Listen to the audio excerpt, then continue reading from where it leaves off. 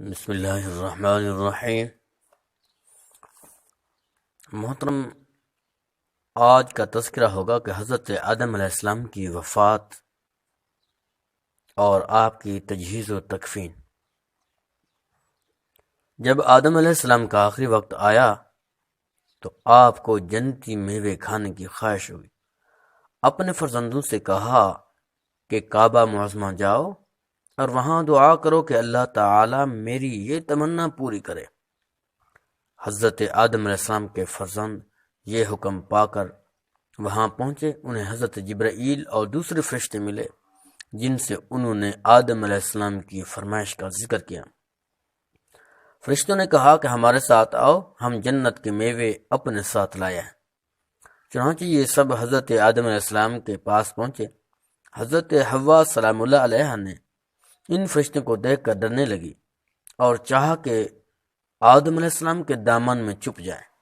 انہوں نے فرمایا کہ حوا، اب تم مجھ سے الگ رہو، میرے اور رب کے قاصدوں کے درمیان اور نہ بنو۔ اس طرح فرشتوں نے حضرت آدم علیہ السلام کی روح قبض کر لی۔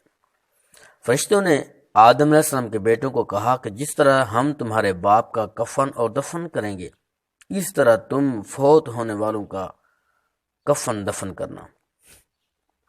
جبرائیل علیہ السلام نے جنت کی مرکب خوشبو اور جنتی جوڑے کا کفن اور جنتی بیری کے کچھ پتے اپنے ساتھ لائے تھے۔ ان کو خود غسل دیا اور کفن پہنایا اور خوشبو ملی، اور ملائکہ ان کا جسم مبارک کعبہ میں لائے اور ان پر سارے فرشتوں نے نماز جنازہ ادا کی، جس میں حضرت جبرائیل امام تھے اور سارے فرشتے مقتدی۔ اس نماز میں 4 تکبیریں کہیں جیسا کہ آج ہوتی ہیں۔ پھر مکہ معظمہ سے 3 میل کے فاصلے پر مقام مینا میں لے گئے جہاں کے حاجی قربانی کرتے ہیں، اور اسی طرح حضرت ابراہیم علیہ السلام نے حضرت اسماعیل علیہ السلام کی قربانی کی۔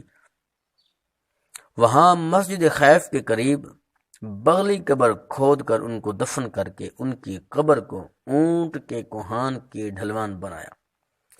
حضرت حوا علیہ السلام کی قبر مبارک جدہ میں ہے۔ بعض روایات کے مطابق دونوں کی قبریں حرم میں طواف کی جگہ میں ہیں۔ بسم اللہ الرحمن الرحیم۔